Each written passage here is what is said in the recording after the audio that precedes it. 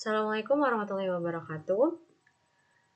Saya Berena Gita Nurani Pertiwi dan Olga Margareta Rubai akan mempresentasikan mengenai materi kami yaitu unsur transisi periode 4. Presentasi bagian yang kedua. Nah, sebelumnya presentasi yang bagian pertama itu sudah dilakukan secara Google Meet. Lalu di presentasi bagian kedua ini akan membahas sebagian dari presentasi bagian pertama yang belum tersampaikan saat itu dan juga melanjutkan ke LKM yang selanjutnya. Saya Berliana Gita sebagai pemateri pertama akan menyampaikan lanjutan LKM yang belum terbahas sampai materi awal pada LKM 11. Lalu akan dilanjutkan oleh Olga Margareta Rubai. Yang pertama adalah akan membahas mengenai lanjutan dari LKM 10 di materi-materi yang belum terbahas. Waktu itu sampai di sifat fisik dan sifat kimia. Yang pertama adalah titik leleh. Karena sifat fisik dan kimia yang beberapa sifat fisik sebelumnya itu sudah dibahas, maka saya akan membahas sisanya dan akan melanjutkan langsung ke LKM berikutnya. Titik leleh di sini.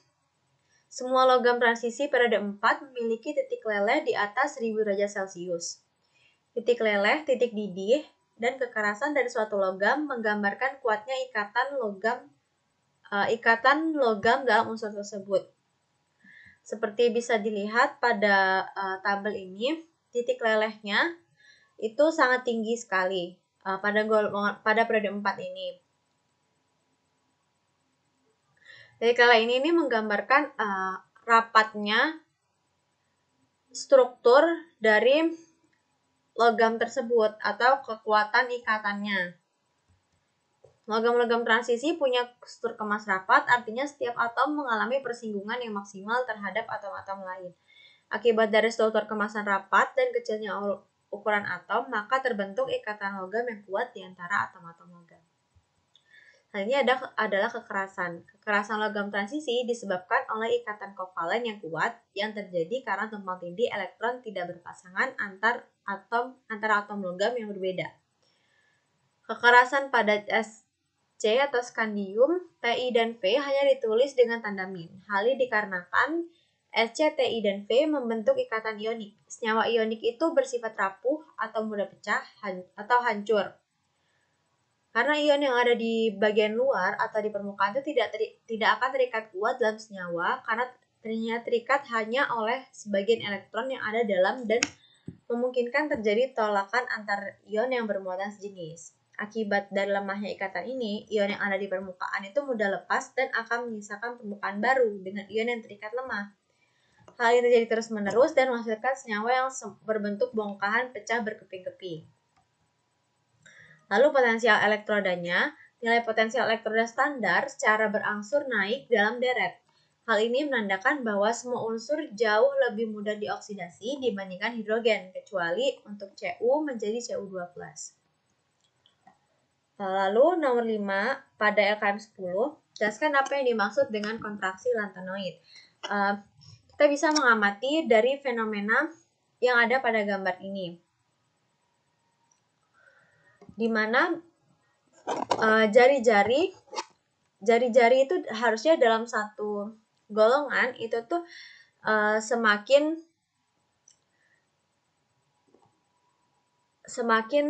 besar atau semakin panjang. Namun faktanya pada unsur-unsur di golongan periode 4 ini dan selanjutnya yang dalam satu golongan, misalnya unsur Cr, Mo, dan W, di mana harusnya Mo itu jari-jarinya lebih kecil daripada jari-jari W, atau jari-jari W itu seharusnya lebih besar daripada jari-jari Mo, tapi hal ini tidak terjadi. Justru jari-jari Mo sama besarnya dengan jari-jari W. Hal ini disebabkan oleh adanya kontraksi lantanoid. Kontraksi lantanoid itu adalah sebuah gaya ataupun tarikan yang menyebabkan jari-jari dari jari-jari unsur itu yang harusnya lebih besar dalam satu golongan itu menjadi sama panjangnya dengan unsur di atasnya.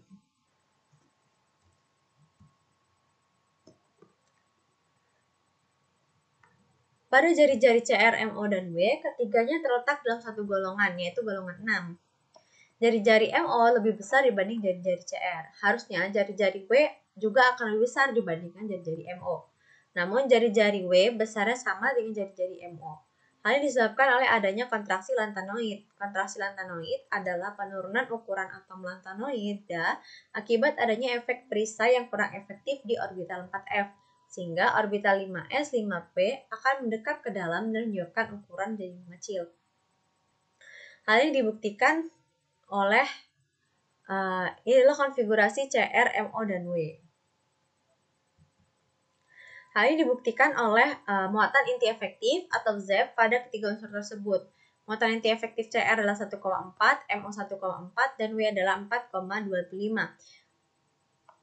Muatan inti efektif W ini lebih besar 3 kali lebih besar dibandingkan muatan inti efektif CR dan MO. Karena muatan inti efektif W itu lebih besar 3 kali, maka tarikan ke intinya juga akan lebih besar. Hal inilah yang menyebabkan ketika dia makin tertarik ke inti, maka jarak atau jari-jari elektronnya itu jari-jari atomnya akan semakin kecil. Oleh karena itu, jari-jari pada W sama dengan jari-jari pada MO. Lalu yang nomor 6, jelaskan senyawa oksida dari unsur transisi periode 4 dan sifat-sifat oksida yang terbentuk. Di sini ada tabel karakter basa dari oksida unsur transisi periode 4. Dapat dilihat pada tabel sebelumnya bahwa unsur yang pada biloks rendah itu sifatnya basa. Misalnya di sini Ti pada biloks plus 2, pada biloks plus 3, V pada biloks plus 2 dan plus 3, dan semua unsur yang hampir semua unsur yang pada biloks 2 sampai 3 itu sifatnya adalah basa. Sedangkan yang memiliki biloks 4 dari 4 sampai 7 itu sifatnya adalah asam. Mengapa ini terjadi? Mengapa biloks rendah itu bersifat basa? Hal disebabkan oleh ketika oksidanya dilarutkan ke dalam air, maka akan menghasilkan larutan basa. Contohnya misalnya F2O dilarutkan di dalam air, maka akan menghasilkan 2VOH. Lalu mengapa biloks tinggi bersifat asam? Hal ini disebabkan karena ketika oksida tersebut dilarutkan dalam air, akan menghasilkan larutan asam. Contohnya adalah ketika CrO3 dilarutkan dalam H2O, maka akan menghasilkan H2CrO4 yang merupakan suatu asam. Lanjut selanjutnya akan membahas LKM 11. LKM 11 yang nomor 1, apa saja senyawaan dari titanium yang terbentuk, bagaimana sifat-sifat dan reaksinya. Senyawaan oksida yang terbentuk ada yang pertama dari titanium adalah titanium 4 oksida, titanium 4 oksida terhidrat, dan titanium 3 oksida. Lalu senyawaan halida juga terbentuk pada titanium. Senyawaan halidanya ada TiF4, TiCl4, TiF3, TiCl2, TiCl3, dan TiCl4. Lalu ada senyawaan alkoksida, yaitu TiOR 4 kali. Dan senyawaan yang berbentuk di alkil amida, yaitu Ti N etana 2 4 kali. Lalu pertanyaan selanjutnya adalah apa saja senyawaan vanadium yang terbentuk. Yang pertama ada senyawaan oksida. Ini berikut adalah tabel dari tingkat oksidasi oksida, senyawaannya, dan warna dari ionnya. Senyawaan dari vanadium yang terbentuk yang pertama adalah vanadium pentoksida. Senyawaan oksida dari vanadium, yaitu atau V2O5.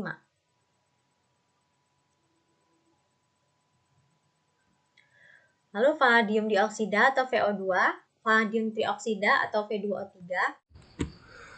Selanjutnya ada vanadium oksida. Vanadium oksida itu memiliki warna abu-abu hitam yang dapat diperoleh dari reduksi V2O3 dengan logamnya. Oksida ini bersifat basa seperti halnya V2O3 dan larut dalam asam membentuk ion V2+ yang berwarna violet. Dengan persamaan reaksi, vanadium oksida bila direaksikan dengan 2H2O dengan muatan positif akan menghasilkan V2+ dalam bentuk aqueous dan 3H2O dalam bentuk liquid. Selanjutnya ada senyawaan halida dari vanadium. Nah, di sini untuk tingkat oksidasi vanadium tingkat oksidasi plus 5, vanadium itu hanya membentuk VF5, sedangkan vanadium dengan tingkat oksidasi 4 tidak membentuk senyawa iodida. Namun untuk vanadium dengan tingkat oksidasi 2 dan vanadium dengan tingkat oksidasi 3 itu membentuk semua senyawa halida. Nah, di sini bisa dilihat pada tabel seperti yang sudah saya jelaskan sebelumnya, senyawa halida apa saja yang terbentuk. Nah, untuk tetraklorida itu diperoleh dari vanadium yang direaksikan dengan Cl2 atau dari CCl4 pada V2O5 yang panas kemerahan berupa minyak merah tua yang terhidrolisis keras oleh air memberikan larutan oksopanadium 4 klorida. Ia mempunyai tekanan disosiasi yang besar dan bila disimpan akan kehilangan klor secara lambat, tetapi secara cepat pemanasan meninggalkan VCl3 yang ungu yang terakhir bisa terurai menjadi VCl2 hijau pucat yang kemudian stabil. Dapat dilihat jika V2 VCl3 terurai itu akan menghasilkan VCl2 dan VCl4. Dan bila VCl3 itu terurai akan menghasilkan VCl2 dan setengah Cl2. Sedangkan untuk reaksi pembentuk senyawa VF5 itu sendiri adalah 2 VF4 yang terurai menjadi VF5 dan VF3. Senyawaan oksopanadium 4. Senyawaan oksopanadium 4 atau vanadil di antara spesies vanadium yang penting adalah paling stabil. Satuan vanadium oksida tetap ada melalui berbagai reaksi kimia. Larutan V3+ teroksidasi dalam udara, sedangkan V segera teroksidasi oleh zat bereduksi lemah membentuk ion oksanadium 4 yang berwarna biru. VO2+ jika direaksikan dengan 2H+ itu akan membentuk V3+ dan H2O dengan energi sebesar 0,34 volt. Sedangkan jika PO2 dengan muatan positif direaksikan dengan 2H+ itu membentuk V2+ dan H2O dengan energi sebesar 1 volt. Nah, penambahan basa kepada ion oksanadium 4 itu akan memberikan oksida hidrat POOH2 kali yang kuning yang larut kembali dalam asam memberikan kation. Selanjutnya ada senyawaan kromium. Senyawa kromium ini membentuk senyawa oksida dan hidroksida. Untuk tingkat oksidasi plus 2, senyawa oksida yang terbentuk itu adalah CRO dengan senyawa hidroksida yang terbentuk CrOH2. Di sini memiliki sifat basa dengan ion yakni Cr2+ dengan nama kromium 2 dengan warna biru muda. Lalu tingkat oksidasi 3 itu senyawa oksida yang terbentuk adalah CrO3 dan senyawa hidroksidanya adalah CrOH3 yang bersifat amphoteric.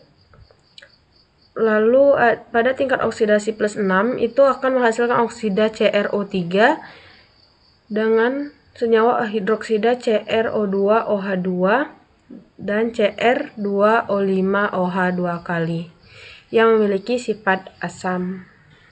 Kromium 3 oksida CrO3 itu dapat diperoleh dari dekomposisi termal amonium dikromat menurut persamaan reaksi NH4 2 kali Cr2O7 terurai menjadi Cr2O3, N2, dan 4H2O. Lalu kromium 3 oksida itu merupakan oksida kromium yang paling stabil yang mengadopsi struktur korundum dan digunakan untuk pigmen hijau. Oksida ini menunjukkan sifat semikonduktor dan anti-ferromagnetik pada temperatur di bawah 35 derajat Celcius. Selanjutnya ada kromium 4 oksida CrO2 yang dapat diperoleh dari reduksi CrO3 secara hidrotermal menurut persamaan reaksi.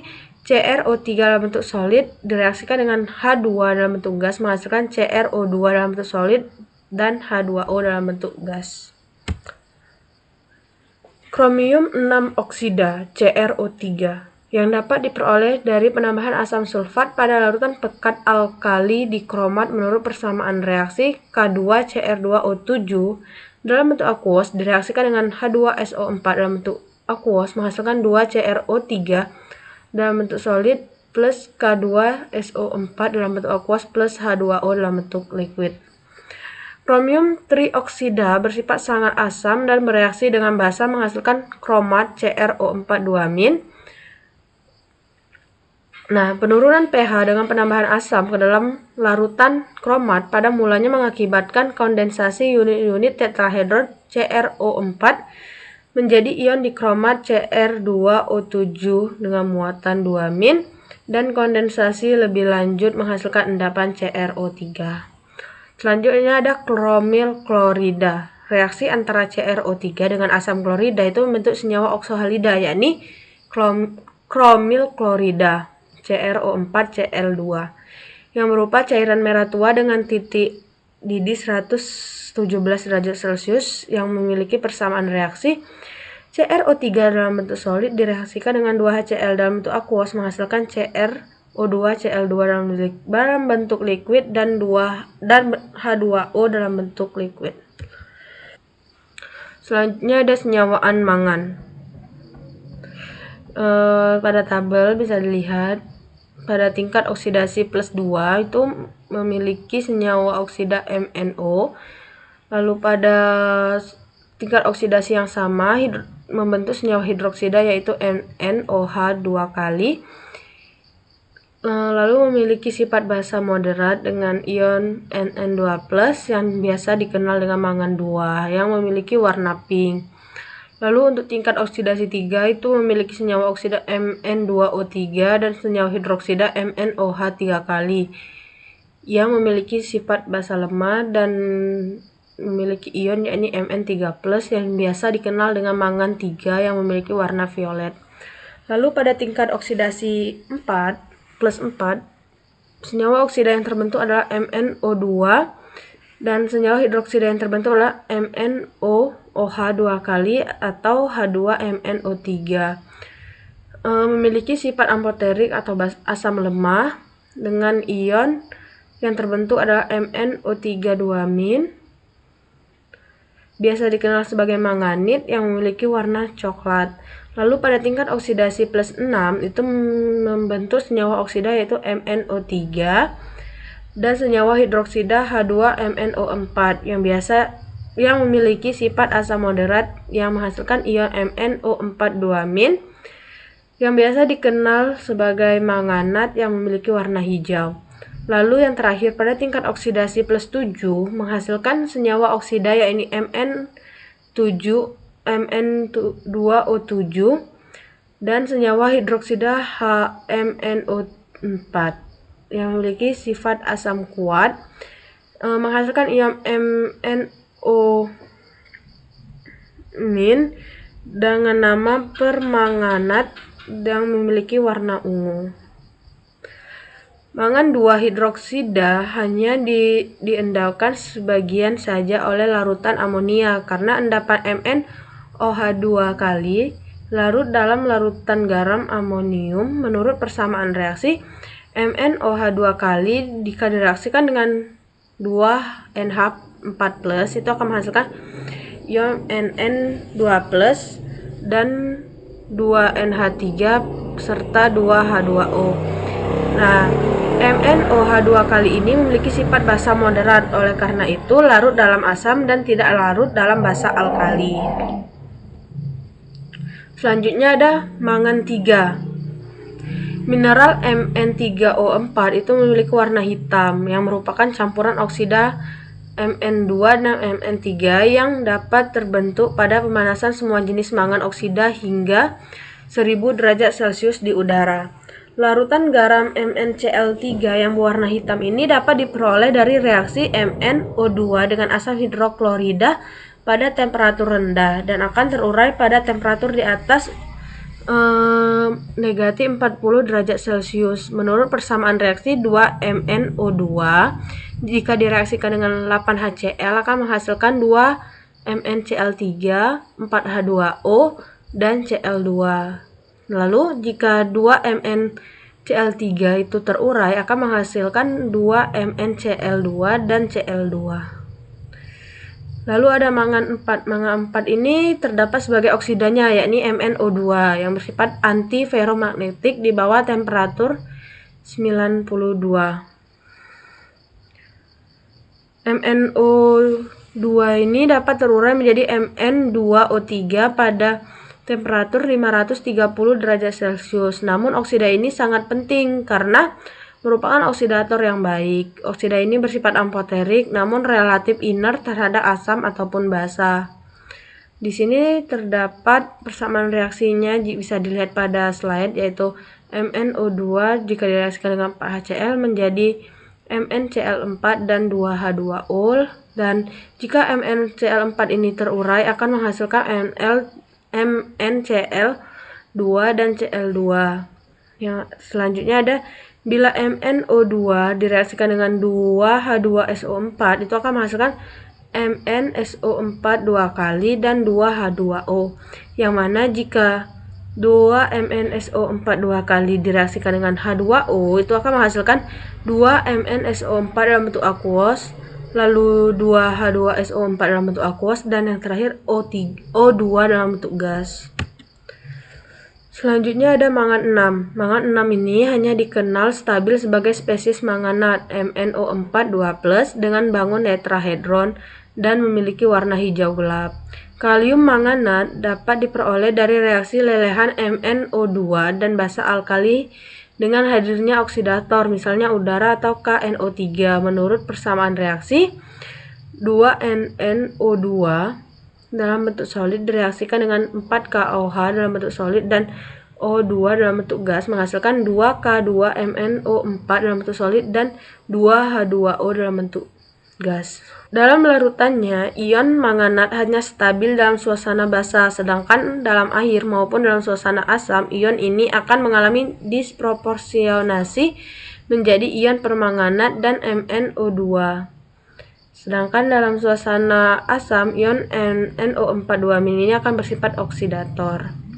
Selanjutnya ada mangan 7. Mangan heptoksida Mn2O7 berupa cairan seperti minyak berwarna hijau yang mudah meledak dan dapat diperoleh dari reaksi garam manganat 7, garam manganat 6 maksud saya, dengan H2SO4 pekat. Senyawa anion okso Mn7O yang dikenal penting hanya satu, yaitu kalium permanganat atau KMnO4 yang berwarna ungu. Senyawa ini stabil dalam larutannya dan peran utamanya adalah sebagai oksidator yang sangat kuat baik dalam suasana asam maupun dalam keadaan basa ataupun netral. Selanjutnya ada senyawaan besi. Yang pertama, senyawa oksida. Ada 3 macam oksida besi yang umum dikenal, yaitu besi 2 oksida, besi 3 oksida, dan besi 2 besi 3 oksida.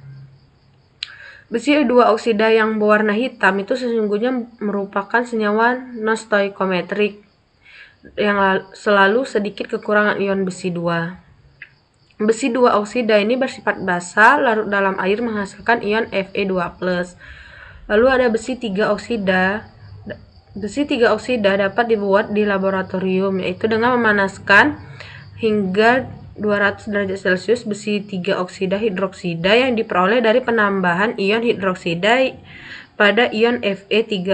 Secara alamiah, Fe3O4 terdapat sebagai magnetit atau lodestone dimana Fe3O4 ini sebagai bahan pigmen dapat diperoleh sebagai hasil samping dari reaksi sintesis anilin, yaitu 4C6H5NO2 dalam bentuk liquid yang direaksikan dengan 9Fe dalam bentuk solid dan H2O dalam bentuk liquid menghasilkan 4C6H5NH2 dalam bentuk liquid dan Fe3O4 dalam bentuk solid.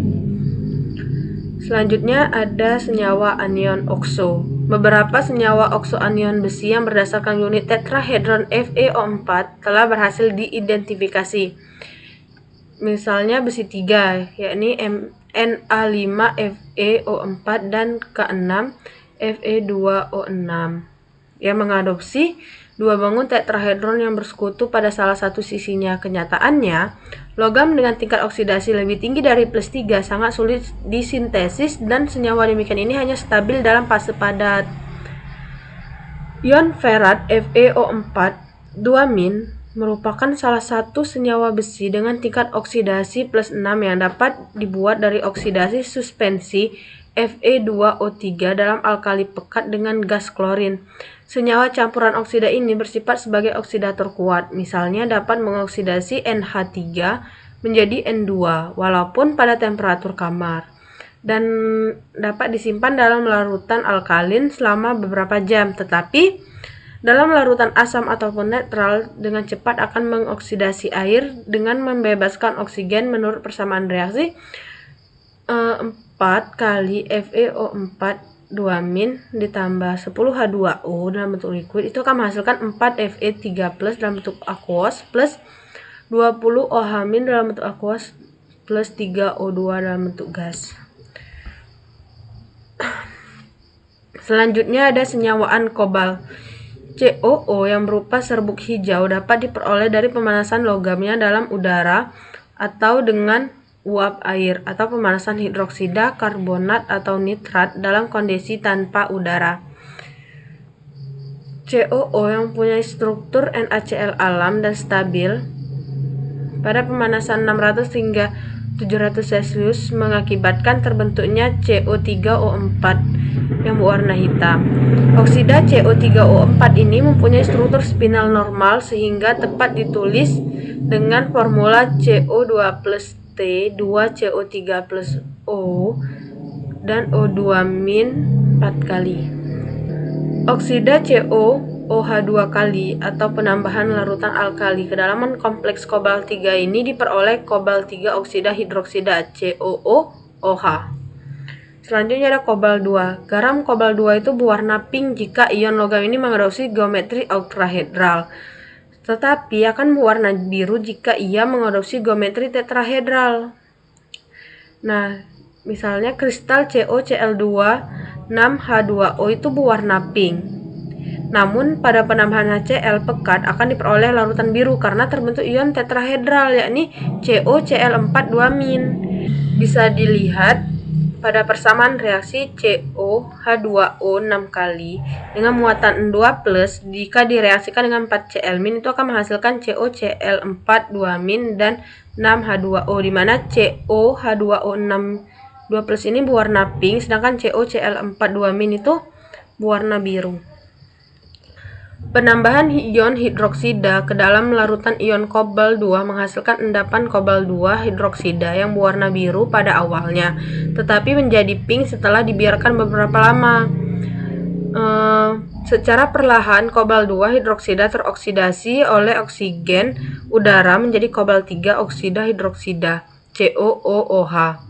Kobal 2 hidroksida barangkali dapat dianggap sebagai hidroksida amfoterik sebab penambahan ion hidroksida pekat menghasilkan larutan biru ion tetrahidroksokobaltat 2 dengan reaksi COOH 2 kali dengan 2 OH- itu menghasilkan COOH 4 kali 2-. Selanjutnya ada kobal 3. Semua senyawa kompleks kobal 3 itu mengadopsi geometri oktahedron.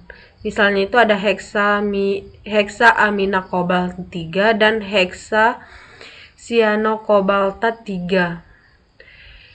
Ion kompleks heksanitrokobalt 3 yang berwarna kuning dan biasanya dibuat sebagai garam natriumnya menunjukkan sifat yang tak lazim, seperti lazimnya garam-garam alkali, di mana Na3CONO2 6 kali larut dalam air, tetapi garam kaliumnya itu sangat sukar larut dalam air. Demikian juga dengan garam-garam rubidium maupun cesiumnya. Selanjutnya ada senyawaan nikel. Sebagian besar senyawa kompleks nikel itu mengadopsi struktur geometri oktahedron. Hanya sedikit yang mengadopsi geometri tetrahedron dan bujur sangkar. Ion heksa-akuonikel 2 itu berwarna hijau. Yang penambahan amonia menghasilkan ion biru heksaamina-nikel 2 menurut persamaan reaksi NiH2O6 kali dengan muatan 2+ direaksikan dengan 6NH3 itu menghasilkan senyawa kompleks yakni NiNH3 6 kali 2+ ditambah 6H2O. Penambahan larutan ion hidroksida ke dalam larutan garam nikel 2 menghasilkan endapan gelatin hijau nikel 2 hidroksida menurut persamaan reaksi NiH2O 6 kali 2+ yang direaksikan dengan 2OH- akan membentuk NiOH2 dan 6H2O. Seperti halnya kobalt 2, kompleks yang lazim mengadopsi geometri tetrahedron adalah halida, misalnya ion tetrakloronikeltat 2 yang berwarna biru. Senyawa kompleks ini terbentuk dari penambahan HCl pekat ke dalam larutan garam nikel 2 dalam air menurut persamaan reaksi NiH2O 6 kali dengan muatan 2+ ditambah 4Cl- dalam bentuk aqueous menghasilkan NiCl4 2- dan 6H2.